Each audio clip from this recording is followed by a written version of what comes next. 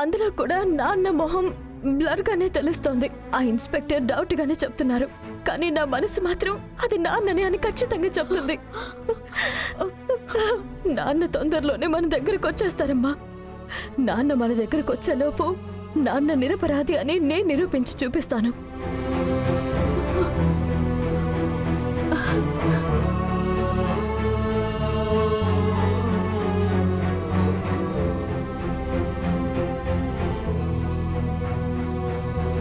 భగవంతుడా, మా ఆయనకి ఏ ఇబ్బంది లేకుండా భద్రంగా మా దగ్గరికి మళ్ళీ చేర్చు. మాకు నువ్వు తప్ప వేరే దారి లేదు.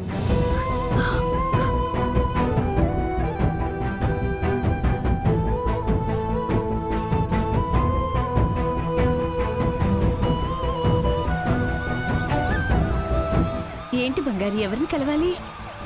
అమ్మా కొంచెం వెయిట్ చేయమ్మా, చెప్తాను.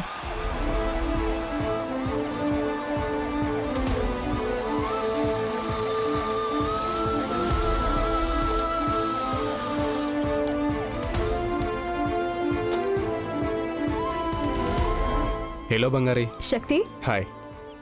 శక్తి ఈవిడేమా? నమస్తే అమ్మా. నమస్తే బాబు.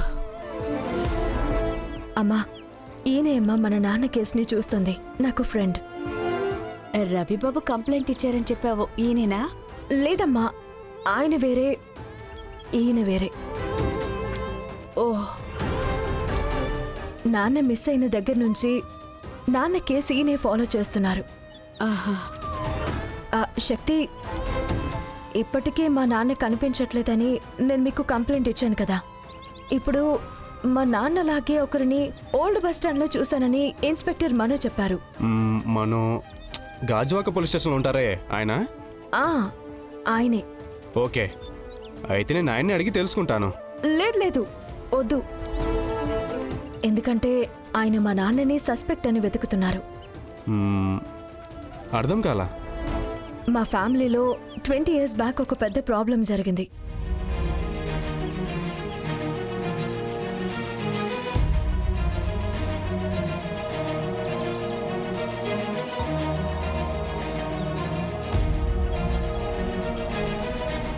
మా నాన్నకి ఆ యాక్సిడెంట్కి సంబంధమే లేదు, కానీ ప్లాన్ చేసి మా నాన్నని అందులో ట్రాప్ చేశారు. ఇప్పుడు ఆ కేసుని రీఓపెన్ చేశారు. అది ఇన్స్పెక్టర్ మనోనే హ్యాండిల్ చేస్తున్నారు. కానీ అది అతను కనిపెట్టడానికి ముందే మనం కనిపెట్టి తీరాలి. ప్లీజ్ శక్తి, నాకిందులో ఎలాగైనా హెల్ప్ చేయవా? ఏం పర్వాలేదు బంగారి, ఇన్నేళ్లుగా మీ నాన్నగారు ఎక్కడున్నారనేది మనకు తెలియకుండా పోయింది. ఇప్పుడు వైజాగ్ సరౌండింగ్లోనే ఉన్నారని తెలిసింది కదా. అన్ని స్టేషన్లోనూ ఇన్ఫార్మ్ చేస్తాను. అక్కడక్కడ మనకు తెలిసిన వాళ్ళు ఉన్నారు.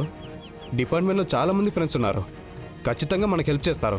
తొందరగానే కనిపెట్టేద్దాం. లేదు శక్తి, మనం ముందే మా నాన్నని కనిపెడితే ఆయన్ని మనం అరెస్ట్ చేస్తారు. ఇప్పటికే మా నాన్నకి అగేన్స్ట్గా ఎన్నో సాక్ష్యాలున్నాయి. ఖచ్చితంగా మా నాన్నని నేరస్తుడని నిరూపించి మా నాన్నని జైలుకి పంపించడానికి కూడా చాలా ఛాన్సెస్ ఉన్నాయి. దానికి ముందే మనం కనిపెట్టాలి.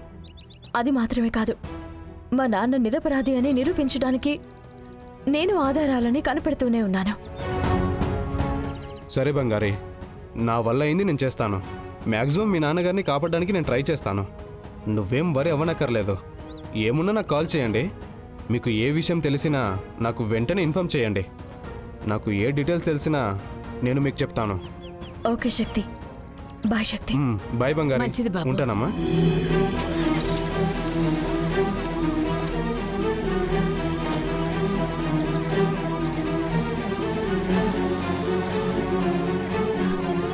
బంగారి, నాకు చాలా భయంగా ఉంది.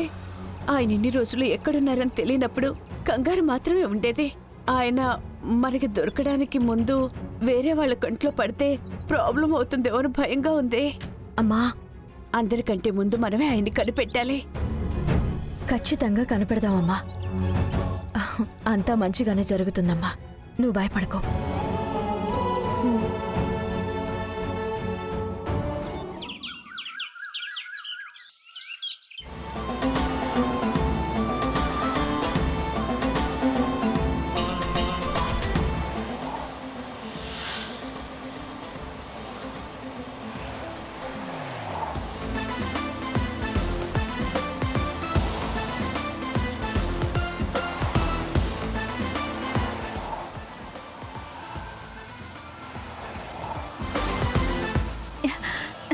బావా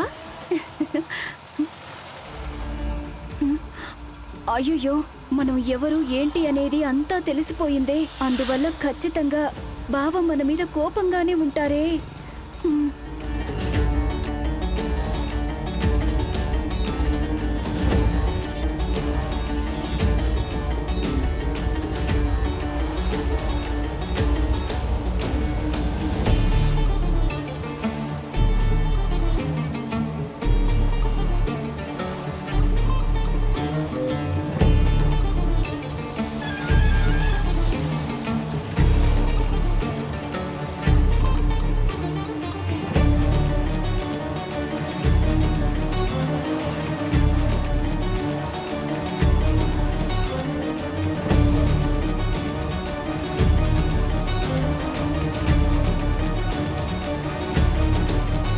తను లోపలికి రా, వచ్చి కూర్చో. నిన్నే వచ్చి కూర్చోమన్నానా?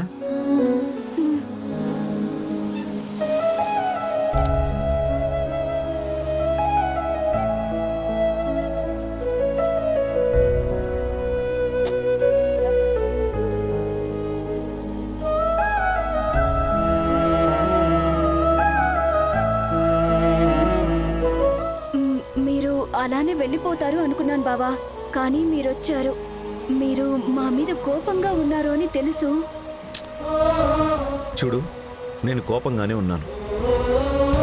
మీ అమ్మ మీ అక్క చేసిన ద్రోహం నేను అస్సలు క్షమించలేను. మా ఇంట్లోనే ఉంటూ మా కుటుంబంలో ఉన్న వాళ్ళందరినీ మోసం చేసి ఊహించుకోలేకపోతున్నాను. ఇప్పుడు కూడా నేను నీకు బావగా ఇదంతా చేయట్లేదు. నీకు ఇందుకి సంబంధించి నేనెప్పుడు పుష్పలాగానే ఉండటానికి ఇష్టపడతాను. మీ అమ్మా నాన్న చేసిన తప్పుకి మీ మీద కోపం చూపించడానికి నేను అంత దుర్మార్గుణ్ణేం కాదు. బావా,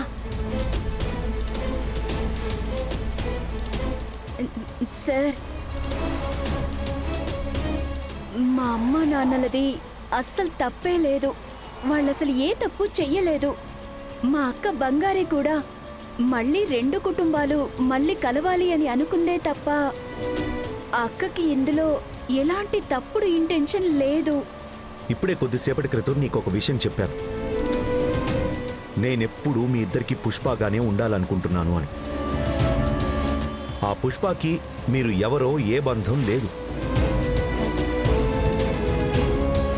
బంధానికి మించి ఒక ప్రేమ ఉంది. ఆ ప్రేమ అలాగే ఉండాలంటే